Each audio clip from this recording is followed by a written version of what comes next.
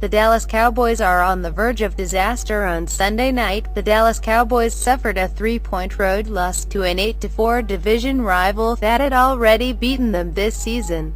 The defeat dropped Dallas to 11-2, a record they've had just 3 times since the creation of the 16-game schedule and had once in a Super Bowl season. Their rookie quarterback had a rough game, but compared to the one had by veteran Russell Wilson on the same day, was hardly a blip. Frankly, if Odell Beckham didn't have Carl Lewis speed, Dallas probably would have won comfortably and have pretty much wrapped things up in the NFC 2 weeks before Christmas.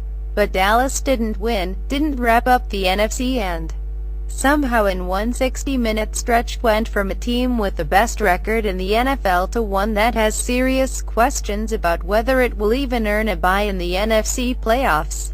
Throw in some typical Jerry Jones comments about his non-existent quarterback battle. If Dak Prescott can't handle his owner talking about a backup quarterback, then Dak Prescott is not a quarterback who can lead Dallas to where it wants to go.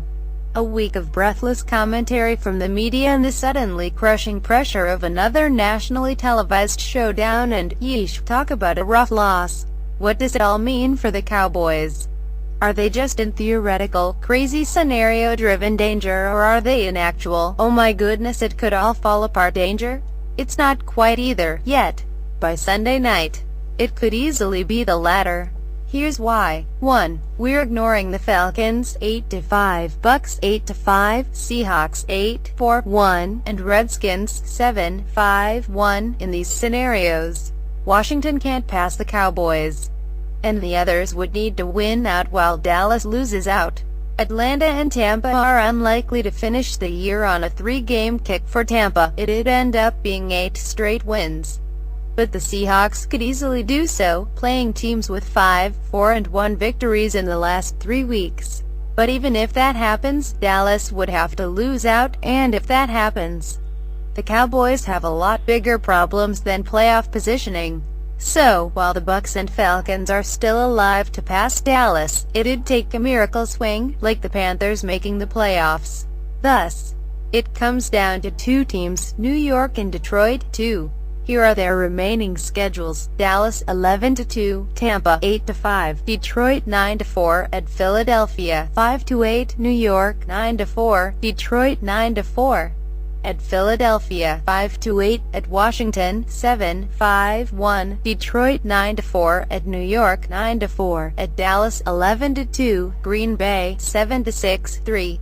Scenario A: Dallas wins out or goes 2-1 over the final 3 weeks. Then there's no problem at all. The Cowboys clinch home field in either of those scenarios and would then host what's going to be a competitive divisional playoff against either, listed in order of teams Dallas doesn't want to see: New York, Seattle, Atlanta, Washington, Tampa, and Detroit. There are going to be a number of teams in the wild card round with the capabilities of knocking off Dallas, including one that's defeated the Boys twice, another that narrowly lost twice, and quite possibly a team that will beat them on Sunday. Scenario B: if Dallas loses to Tampa, then ship be sinking.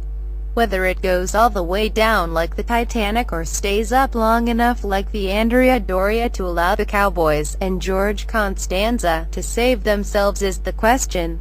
If Dallas loses Sunday night, it will drop to 11-3 on the season. Because New York and Detroit play on Sunday, one of those teams is going to move to 10-4. Just a game behind the Boys and lurking in the darkness. Scenario B2: if the Lions beat the Giants, still assuming Bucks defeat the Cowboys. They're 1 game behind Dallas and happen to play in Week 16. Oh yeah, Dallas. That's how quickly things can go south for the Cowboys. Lose to the Bucks, feasible. See the Lions beat the Giants, probably a 50-50th shot, and all of a sudden they're playing for their home field lives on the day after Christmas at Jerry World. If the Lions win, the teams are tied at 11-4 and Detroit controls its own destiny because of the head-to-head tiebreak. You'd still rather be Dallas in that scenario. They face a playing out the string Eagles team in Week 17 while Detroit gets a Packers team that could be in contention for a playoff berth. Regardless, the home field that once felt inevitable is now anything but. Scenario B3, if the Giants beat the Lions, continuing to assume Bucs defeat Cowboys. The Giants move to one game behind Dallas in the NFC East, holding that crucial tiebreaker due to their season sweep. Dallas has their game against Detroit, now 9-5 in this scenario, while the Giants play that reeling Philly squad that nonetheless came within 14 yards of beating the Redskins on Sunday. If the Giants gain a game in Week 16, their NFC East future is in their own hands. If they stay even, it'd come down to Week 17 and the Giants would need to beat the Redskins while the Eagles spoil the Cowboys' year by sending them to the wild card. That's how tenuous the Dallas lead is. All of these are hypotheticals, of course, but they're legit hypotheticals. Dallas plays teams with the second and fourth best records in the NFC in Week 15 and 16, and a divisional rival always game for an upset in Week 17. The good news for Dallas fans is that they might not have to wait long for a resolution. A win over Tampa, and no matter what Detroit does against the Giants, the Cowboys are in nearly unbeatable shape for home field and a division crown.